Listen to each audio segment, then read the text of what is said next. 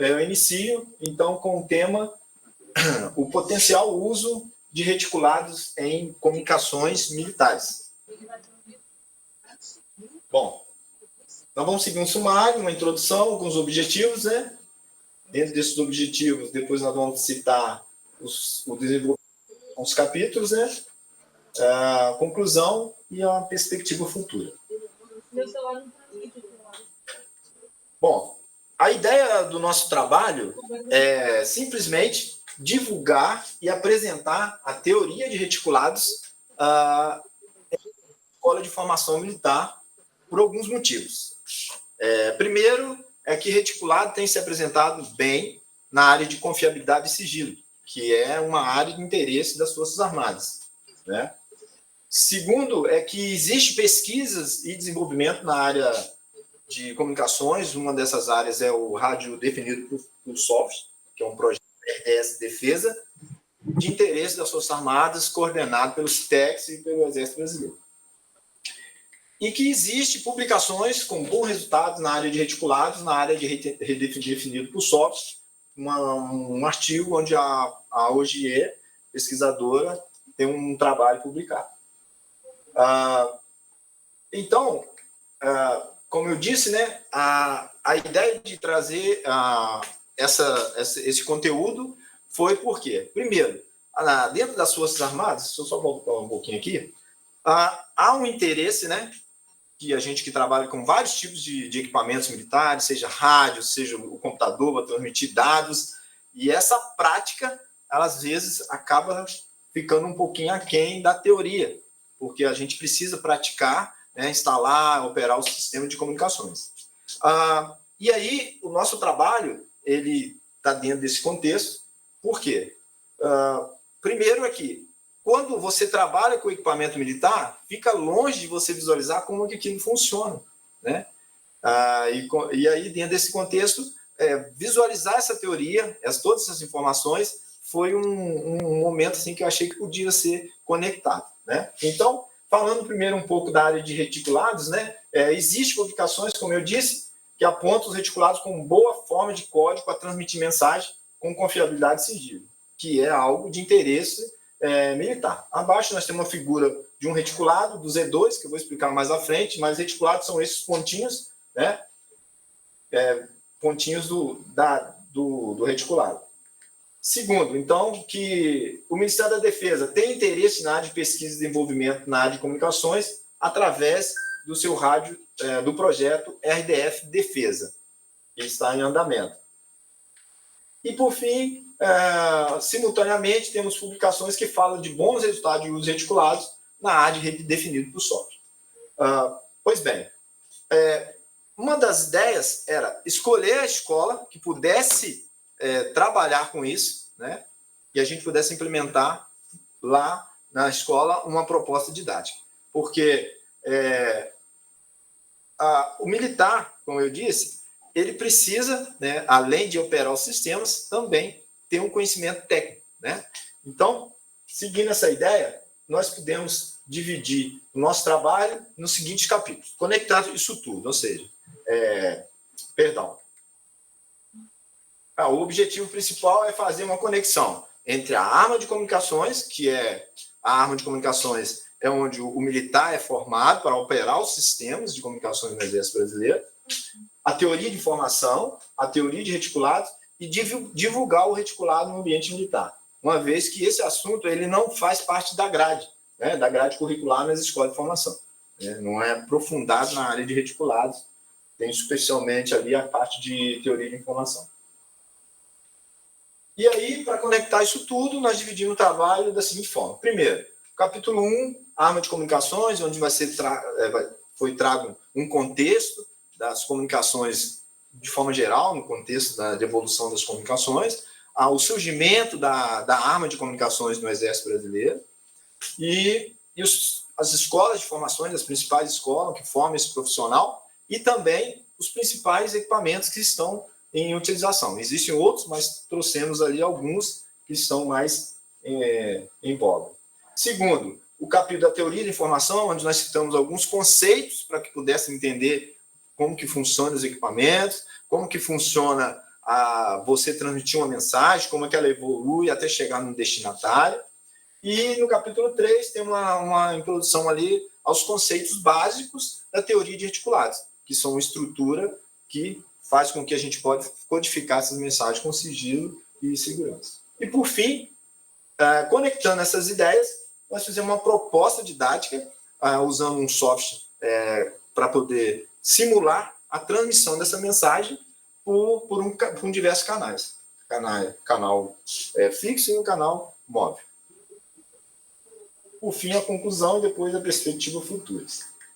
Bom, em relação à arma de comunicações, nós apresentamos ali uma revisão histórica, como eu disse, né? E os princípios que deram origem à nobre arma de comando, como é chamada a arma de comunicações. Inicialmente, talvez aqui,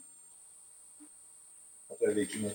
Mas na primeira parte ali eu quis trazer quando foi surgido ali o telégrafo, né? Em 1790, depois, em 1830, nós tivemos o telégrafo já elétrico, com Samuel Morse. Depois, já em 76, Graham Bell consegue ali patentear a parte de telefone. Então, a gente vai vendo ali uma evolução das comunicações, né? E com isso as pesquisas que estão inseridas nesse contexto.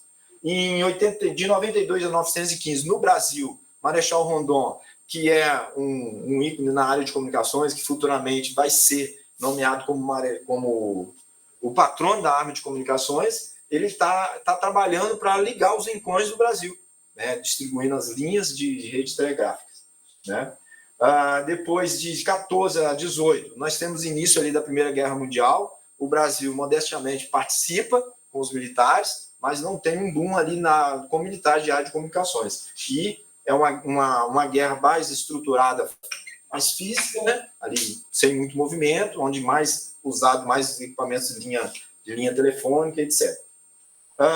Após isso, de 1920 a 1928, né, nós temos uma popularidade do rádio telefone, com isso também um boom na área de pesquisa, na área de comunicações.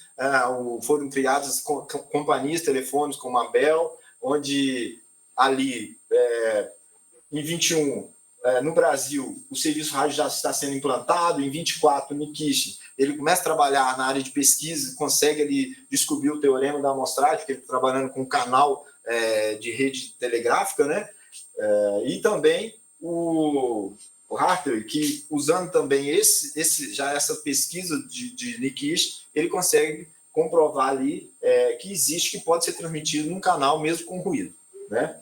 Então, de 28. Depois, em 32, Marconi já consegue fazer uma transmissão de rádio sem fio, a uma certa distância, e 39 a 45 explode a Segunda Guerra Mundial. Nesse período, vários pesquisadores, engenheiros, assim como Shannon, foram recrutados para trabalhar na área de pesquisas, que desenvolvesse mais os equipamentos e também na parte de segurança, né? Como eu disse, Shannon é recrutado. No Brasil, de 42, o Brasil efetivamente começa a participar da Segunda Guerra Mundial. Nessa participação da Segunda Guerra Mundial, os militares brasileiros realmente participam de forma efetiva, usando equipamentos de comunicações estrangeiras, né? Então, as comunicações que estavam sendo ali antes da Primeira Guerra Mundial, com a doutrina militar francesa, tem que passar agora com a doutrina militar norte-americana. Os militares são ali trabalhados. Antes, as comunicações fazia parte do sistema de engenharia, não era uma unidade específica, não era formada ainda. E a partir dali já começa então a ter uma estrutura mais da área de militares de comunicações. Em 43, o Shannon trabalha na área de pesquisa do sistema X, e em 45 ele publica um artigo na área de teoria, na área de criptografia, tá?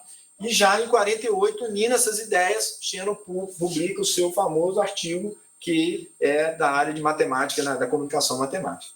Pois bem, a arma de comunicações ela é criada nesse meio, né, de necessidade de que tenha alguns militares específicos para trabalhar com esses equipamentos, seja instalação na época ainda não tinha os computadores, existia já alguma coisa, mas não tinha especificamente igual hoje, mas existia a necessidade de ter aquele militar específico para trabalhar com esse tipo de equipamentos, coletando as informações, fazendo com que produzisse todas as informações.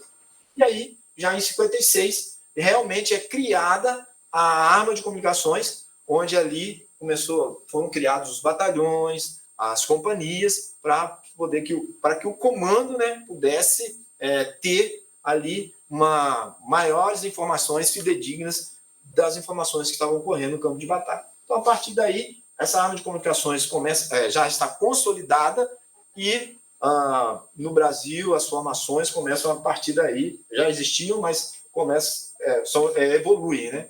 Então, ela evolui com a necessidade de ter os melhores equipamentos, melhores materiais. Nós saímos de uma comunicação analógica, né? Eu, por exemplo, usei equipamentos analógicos, de transmissão de rádio, FM e AM, e chegamos numa comunicação digital, né? Pois bem, em relação, então, para preparar esses militares, nós temos algumas escolas.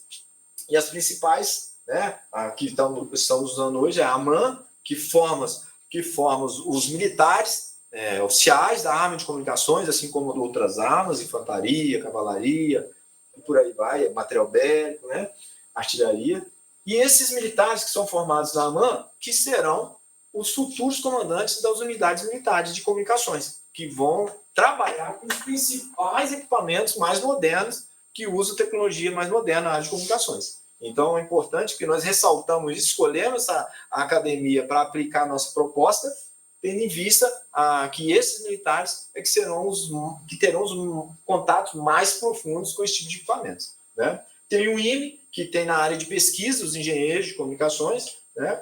A ESA, que formam os sargentos, né, que vão operar, manter, né, explorar e manter as comunicações, e eles precisam conhecer esses equipamentos, conhecer como que funciona para poder também dar suas instruções, ensinar os seus subordinados. E a escola de sargento de logística, que é no Rio de Janeiro, onde são formados os sargentos que também vão estar lá, operar, manter as comunicações, mas tem um viés de manutenção das comunicações. Até um nível de escalão de manutenção, que você pode abrir o equipamento rádio, eles são capacitados para consertar esses equipamentos. Então, eles têm um conhecimento também técnico. O que tange o sistema de comunicação e proteção, o Brasil, através das Forças Armadas, tem enviado esforços em preparo, investimento em qualificação e pesquisa. Bom, o CISFRON é um dos sistemas que é operado pelas Forças Armadas, né, pelo Exército, para sistema de vigilância. Ali existem vários equipamentos de comunicações com alta tecnologia, né? Então, nós precisamos de militares capacitados. Além disso, nós temos o SISTAC, que é um sistema tático de comunicações, onde, especificamente, os militares de comunicações são envolvidos. Esse SISTAC hoje temos lá na região do Mato Grosso, que envolve todo o sistema via satélite, rádio, enfim, né? Que pode fazer a comunicação entre as aeronaves, enfim. Então, os militares atuam nessa área. E, por fim, o nosso projeto, que é um rádio definido por software, em andamento, já está em evolução, que trabalha com a tecnologia mais moderna, vai trabalhar com a tecnologia mais moderna e de nossa autoria, né? Então, isso também é importante. Bom, em relação, então, ao segundo, né? O capítulo 1, nós trouxemos a ideia da formação dos militares de comunicações, a arma de comunicações, como que ela foi criada, a necessidade dela estar inserida no contexto das Forças Armadas. E no capítulo 2, a ideia foi uma revisão teórica sobre conceitos e definições básicas em teoria de informação, para que os militares que operam com o sistema, ele possa entender como que isso funciona num equipamento de forma genérica. Então, baseado no esquema de Shannon, de 1948, foi criado esse modelo de sistema, onde nós podemos observar o quê? A mensagem, é isso que eu estou falando, a mensagem precisa chegar até você. Ali a professora Esther, eu sou a fonte, ela é o destino. Assim como o professor Cristiano, o professor Cipriano e o professor Leandro, o professor Vintes, a minha filha, a Rafaela, que está ali, né? Então, a ideia é que essa mensagem precisa chegar até você. Então, o esquema geral é esse. Eu preciso de uma fonte. Essa fonte pode ser uma fonte analógica ou uma fonte digital, né? Se ela for uma fonte analógica, hoje no nosso sistema é preciso ser convertido. Então, na área de telecomunicações, existe um conversor que vai converter essa fonte para uma fonte digital, né? O computador já é digital, então já cai direto para a área de codificação. Feito isso, eu tenho um codificador de fonte. O codificador de fonte, a ideia dele é retirar todas as redundâncias. Então, se tem algo que eu estou falando demais aqui, deveria estar sendo redundante, a ideia é tirar isso tudo, para quê? Nas comunicações a gente fala, precisa ser claro, preciso e conciso. Então, sem delongas, seja direto ao objetivo. Então, a ideia é que você tenha no codificador de fonte, corta toda esse extra, e a partir dali, eu tenho, como está em digital, tenho menos bits a ser trabalhado. E aí, nessa codificação de fonte, nós temos o primeiro teorema de Shannon, né, que é o teorema de codificação de fonte. Após isso, nós vamos para o codificador de canal. Então, no codificador de canal, a ideia já é eu inserir redundância. Eu insiro redundância para quê? Para que eu possa usar bons códigos, corretores de erros, que possam identificar e corrigir. Na codificação de canal, num sistema ele é modulado e vai para o canal. O canal, especificamente, ele vai acontecer o ruído, né? E aí a mensagem pode ser corrompida. Então, a ideia de trabalhar com reticulados, porque ele trabalha bem essa ideia de que existem bons softwares que possam corrigir, né, e fazer com que essa mensagem seja chegada no destino. Então, o ruído é o canal, que é um canal gaussiano, né? E também cabe lembrar que dentro desse canal existe vamos falar assim, um bisbilhoteiro, né, que nós chamamos do canal grampeado. Então, a ideia das Forças Armadas é que eu também, transmitindo uma mensagem, eu quero confiança e sigilo, para que nem todos possam receber essa mensagem. Então, existe trabalhos, pesquisas na área de códigos, né, o canal grampeado. Então, a mensagem foi transmitida, foi preparada, igual eu estou falando aqui, codificou na fonte, codificou no canal, passou pelo canal. A partir daí que ela passou no canal, o efeito é o contrário agora. Eu preciso ter um decodificador de canal, um decodificador de fonte, e aí eu chego e entrego ela ao meu destinatário. Okay? Então, a ideia desse capítulo é que possa ter uma noção de como que funciona num sistema geral, né? E na parte de teoria do reticulado? O uso de reticulado para a codificação de sinais tem sido estudado na área de comunicação. Então, uma das vantagens dessa estrutura é a sua confiabilidade e o sigilo na transmissão de sinais. Abaixo, nós podemos verificar o reticulado hexagonal, né, que são esses pontinhos, né? Então, o reticulado ele é usado para codificar. Então, cada ponto desse é uma mensagem, né? Considerado uma mensagem. E aí, o que vem a ser, então, na definição de reticulado? Nós definimos como uma base, né, um conjunto de vetores linearmente independentes, pertencente ao RN, e chamamos, então, de reticulado o conjunto, que é a combinação linear inteira da base com esse vetor, né? Cabe ressaltar que nós temos uma base, né, a matriz geradora é dada abaixo, e as bases, às vezes, podemos modificar. Existem pontos reticulados que nós podemos tê-los com a mesma base, ou seja, uma outra base gera o mesmo reticulado. Além disso, nós podemos ter uma base ortogonal, que ela auxilia, é melhor também, às vezes, para um determinado algoritmo para você fazer e codificar. Okay? A outra ideia que nós trouxemos no capítulo 2 foi, além de falar da teoria, dos conceitos básicos, alguns problemas que acontecem na teoria de reticulados. Um deles é o problema de empacotamento esférico, que trata a melhor forma de distribuir esferas de mesmo raio no RN.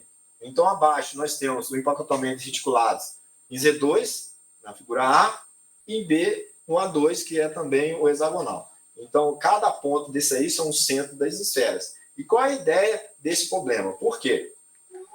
Primeiro, o problema de empacotamento está associado ao canal com ruído auditivo gaussiano branco, né?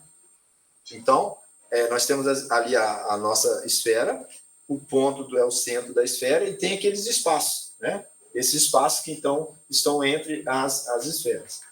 Então, nós buscamos uma distribuição boa de pontos Os pontos do reticulado são os centros das esferas, né? E o empacotamento com maior raio é melhor para a codificação. Por que isso? Porque se o meu sinal, a minha mensagem cai fora, cai naquele espaço branco ali, por exemplo, fica difícil de eu decodificar para a mensagem correta. Eu já vi que o ponto pode cair perto. Se ele cai dentro dessa esfera, fica mais fácil do algoritmo conseguir decodificar corretamente. E isso, quando ele consegue transmitir corretamente, recebe a mensagem, nós consideramos que tem uma boa confiabilidade no meu código. E o outro problema que tem na teoria reticulada é o problema de cobertura esférica. Então, é considerado um problema dual do empacotamento esférico. Procura os empacotamentos menos densos por esferas que cobrem todos os espaços. Agora, a esfera aqui precisa cobrir todo o espaço. Então, nós temos na figura A o meu reticulado Z2 e na B A2 o hexagonal. Né? O problema da cobertura, o que precisamos? Nós precisamos cobrir todas as informações de forma econômica. Nós não queremos espaços vazios. E buscamos empacotamentos reticulados, ou não. E a estrutura de reticulados, né, funcionam bem para essa transmissão. Então, nós queremos cobertura menos sobreposta possível. O problema de cobertura.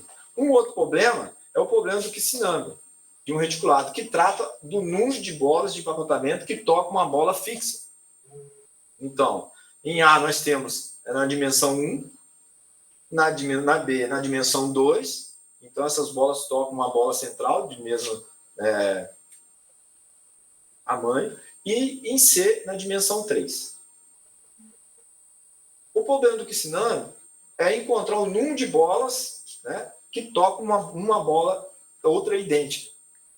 O ideal é um empacotamento de baixo Kissinanga. Por que isso? Porque se cair fora da bola, fica difícil a decodificação. Então, o ideal é menos bola tocando uma bola central. Ok? Tudo bem. E o capítulo 4 da proposta didática foi, então, trouxemos a arma de comunicações, como ela surgiu, como o militar trabalha nesses equipamentos militares, o que ele faz, né? Capítulo 2, a teoria da informação, que abrange toda a parte teórica de como que funciona um esquema geral de comunicações para transmitir uma mensagem. No capítulo 3, nós trouxemos o arcabouço ali matemático, vamos falar assim, que funciona bem, por que funciona bem na codificação.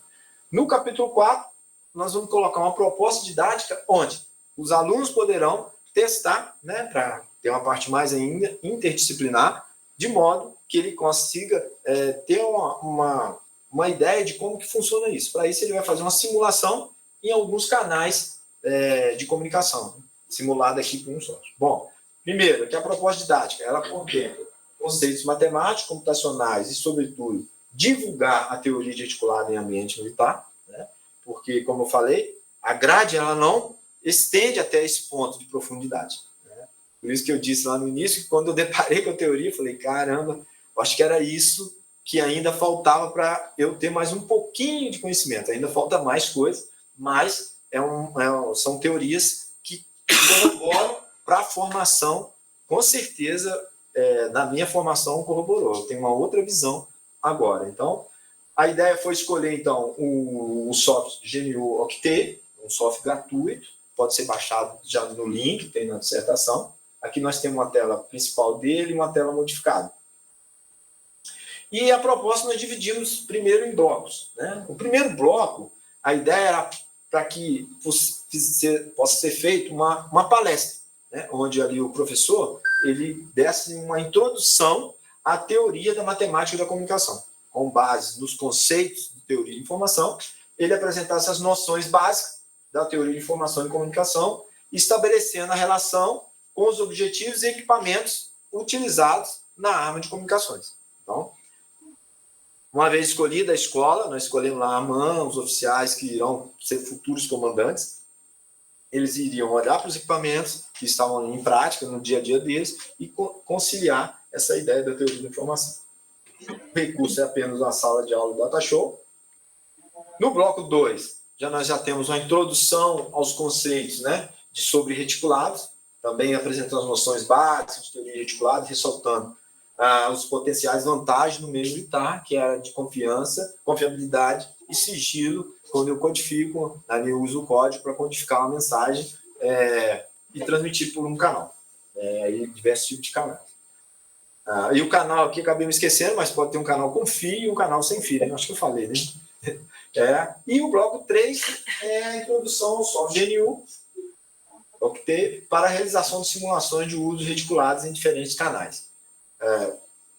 Nesse caso, nós já vamos fornecer os algoritmos para os alunos. Então, cada aluno já teria o seu algoritmo, o seu laptop ali, no caso, ele poderia já estar com ele, ou utilizando uma sala de informática que tem em duplas ou individual, né?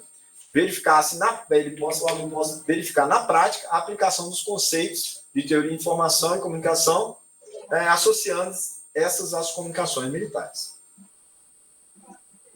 Feito essa parte teórica, né, nós partimos para as atividades especificamente. Por exemplo, a primeira atividade seria simular o envio da palavra código reticulada por um canal gaussiano. Então, ele já receberia o código e ali, no passo a passo, ele iria, né, poderia ser demonstrado anteriormente no passo a passo ou individualmente, façam isso agora, primeiro passo. Né? Então, é apresentar uma simulação de transmissão de código reticulado por um canal gaussiano com o uso de diferentes técnicas de decodificação. No nosso caso, nós usamos dois algoritmos, o DN e o Speed Decode, né, para poder codificar e aí decodificar essa mensagem, ressaltando sua baixa complexidade na codificação e decodificação e sua confiabilidade em um canal de comunicação fixa. Essa é a simulação, considerando o algoritmo de decodificação do reticulado DN. À minha esquerda, está aparecendo aqui no vermelhinho. Ali. Lá dá para ver, né? Aqui não aparece. Mas à minha esquerda, nessa aqui, é a primeira atividade. À esquerda, o algoritmo, um algoritmo simples, curto, já recebeu esse algoritmo. E na tela à direita está o passo a passo, né? Então, à medida que ele vai digitando, ele vai dando enter e aí vai aparecendo. Se houver algum erro, ele seria ali de imediato verificado. Mas depois, a ideia disso aqui é que essa primeira atividade, ele codificasse, simulasse a transmissão do sinal, e aí um erro, cada aluno teria um erro aleatório, porque o erro é aleatório, e no final, quando ele desse o comando decodifica, DN, né, se eu não me engano, acho que é isso mesmo, ele retornaria ao seu ponto original, ou seja, aquele ponto que foi transmitido, ele conseguiria decodificar corretamente. Na atividade B, nós estamos simulando a mesma transmissão, só que agora nós vamos usar o algoritmo Speed Decode. A mesma ideia. Transmite, e agora estou usando um outro algoritmo para decodificar a minha mensagem. Da mesma forma, nessa primeira atividade, ele retornando ao ponto, demonstra a confiabilidade no meu algoritmo, na minha codificação. Na atividade 2, é apresentar uma simulação de transmissão de código reticulado por um canal gaussiano grampeado. Aí agora aqui eu já tenho um intruso naquele meu diagrama, onde ele está observando a transmissão, né? Ele está ali junto, mas a ideia então é ter a noção de sigilo, ou seja, funciona bem quando eu estou usando o código, né, de modo que aquele intruso não receba essa mensagem e decodifique corretamente. Então, apresentar essa simulação da transmissão de um canal grampeado. À esquerda, nós estamos usando o DN, da mesma forma. O que acontece agora é que, quando ele vai decodificar, ele não consegue visualizar o ponto correto. E aí, demonstra que houve sigilo. E a outra parte conseguiu codificar, mas o intruso não. Ok? Da mesma forma, é o algoritmo DN, né? E esse que foi feito só com o DN, perdão. Na atividade 3, nós já vamos usar a simulação do envio para um código reticulado para o canal com desvanecimento. Então, aqui é uma comunicação móvel. Eu estou ali com o meu rádio, né, meu equipamento, eu estou em movimento, né, pode ser dentro de uma viatura, pode ser pessoal, andando na atividade, E assim, quando você está com o seu celular, um exemplo, né? Então, é apresentar a simulação na transmissão deste código por um canal com desvanecimento com o uso de diferentes técnicas de decodificação, ressaltando a sua baixa complexidade de codificação e decodificação na comunicação móvel. Da mesma forma, foi feito para o algoritmo de decodificação para DN, né?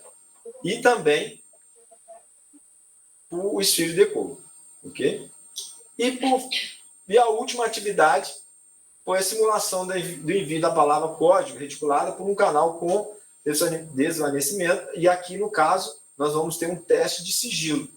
A ideia, então, agora eu tenho no meu canal móvel, se movimentando, mas eu tenho aqui um intruso, de modo que ele está ouvindo tudo, mas a ideia é que ele não vai conseguir decodificar. Então, a simulação de transmissão do canal, transmissão do código reticulado do canal com desvanecimento mapeado, ressaltando suas vantagens no quesito sigilo. Ao enviarmos, então, a palavra código reticulado no canal, aqui não está aparecendo para mim, mas lá está, demonstra que, na decodificação, ele não retorna ao ponto original. Então, isso demonstra que houve sigilo na minha transmissão, na minha simulação do meu canal.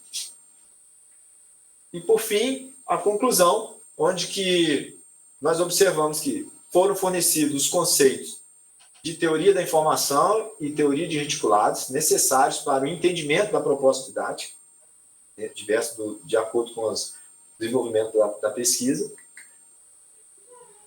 Nós acreditamos que o estudante pode passar a usar os equipamentos de comunicação com maior conhecimento acerca do processo envolvido na transmissão da informação por diferentes canais. E devido às noções de matemática e programação, espera-se que ilustrar de forma prática e interdisciplinar conceitos abstratos e teóricos apresentados ao estudante durante sua formação. E, por fim, despertar também o interesse no desenvolvimento de pesquisa sobre o potencial uso de reticulados no desenvolvimento de aparelhos de comunicações militares. Como perspectivas futuras, implementar essa linguagem computacional no Python, nas simulações realizadas na proposta didática, e também, outra alternativa é a realização de simulações com a utilização de códigos esféricos e códigos em classe de reticulados. Muito obrigado. Obrigada,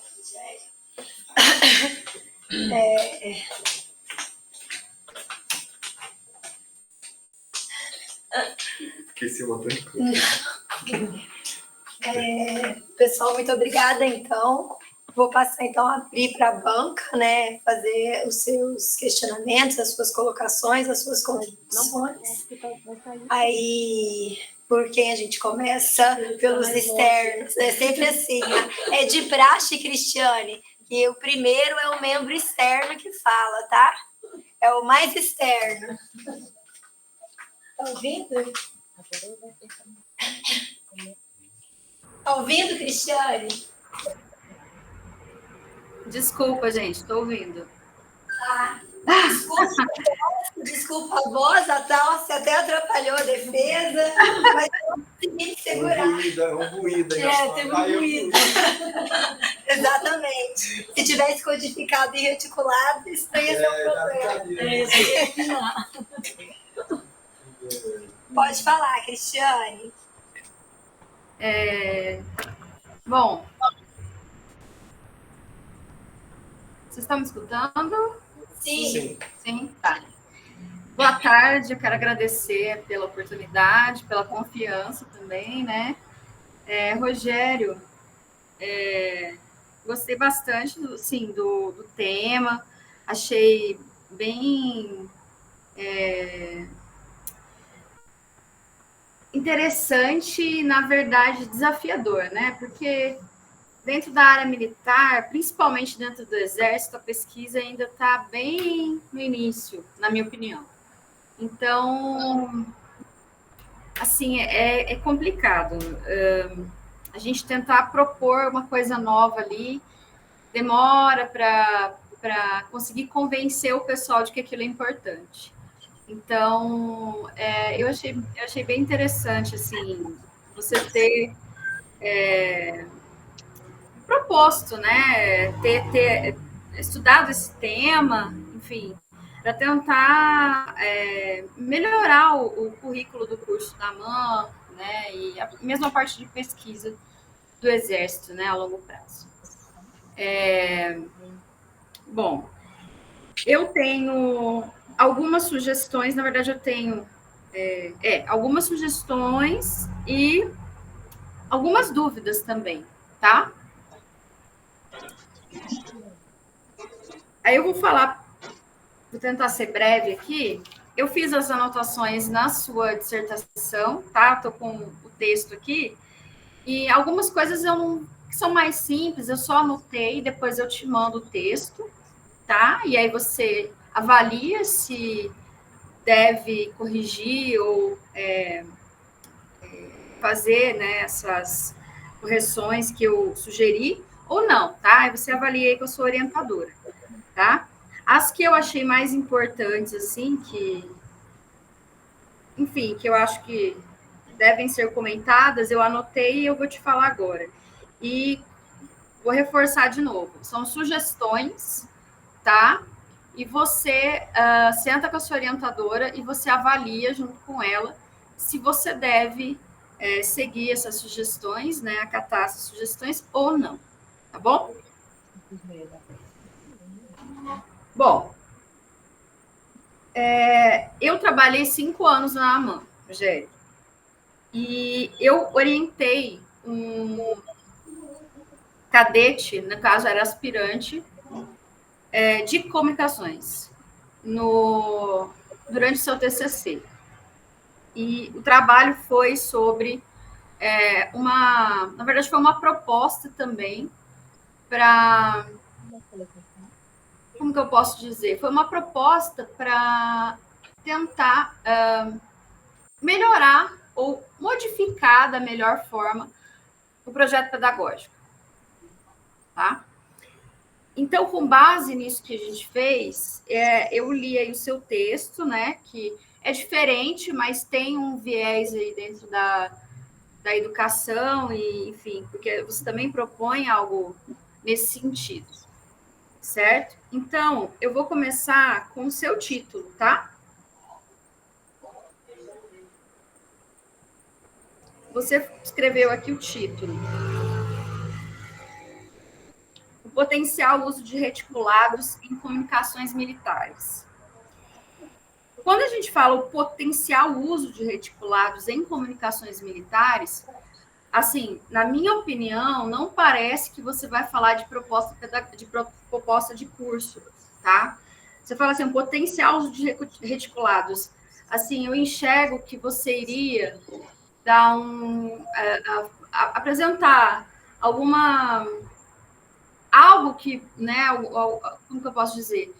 Algum exemplo, ou mesmo um estudo de caso, ou, enfim, nada dessa parte, assim, que você, nada envolvendo essas questões pedagógicas, digamos assim, tá? Na minha opinião, ok? Então, uma sugestão de título, deixa eu só escrever aqui, eu não sei se acho que ele apagou, mas seria... ele apagou aqui. Mas seria assim, uma proposta... Você tinha colocado ali, né, o curso, né? Deixa eu só ver aqui. Vou só voltar aqui. Só um minutinho. Ver se eu acho.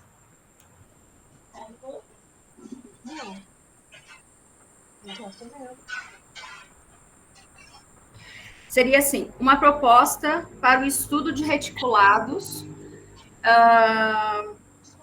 durante a formação do oficial combatente da arma de comunicações. Tá? Então, assim, é uma sugestão. Eu só não estou te ouvindo. Eu não sei se você quer fazer algum comentário. Tá bem? Não, tá me ouvindo? Agora sim, agora sim. Não, entendi. Eu disse entendi. Legal. tá? Eu só vou anotar aqui que eu tinha escrito e acho que apagou aqui por algum motivo. É uma proposta para o estudo. E aí depois você avalia se é o caso trocar esse título ou não, tá? Ok. Se eu falar que será? Durante a formação.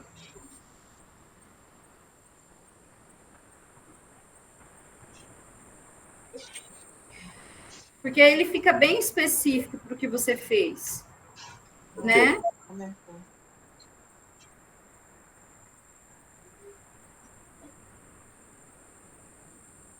Pronto. Já anotei aqui e depois eu te mando, tá? Tá bom, obrigado. Outra coisa. Vamos lá começar no seu texto, né? Eu não tenho, assim, o hábito de escrever usando primeira pessoa, textos acadêmicos.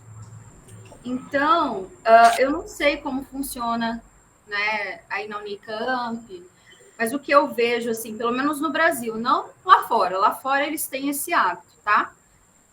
Aqui no Brasil, pelo menos na área de exatos, o que eu vejo muito é usar a terceira pessoa, terceira pessoa, né?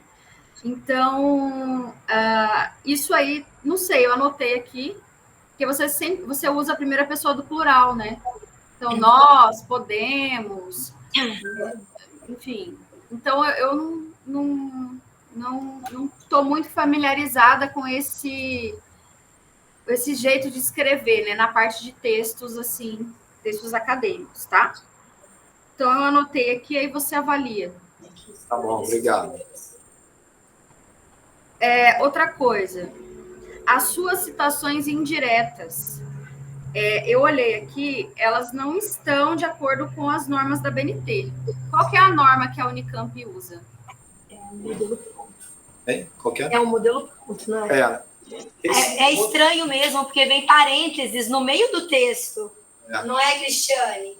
Então, por que tá assim? É o modelo que ela fornece.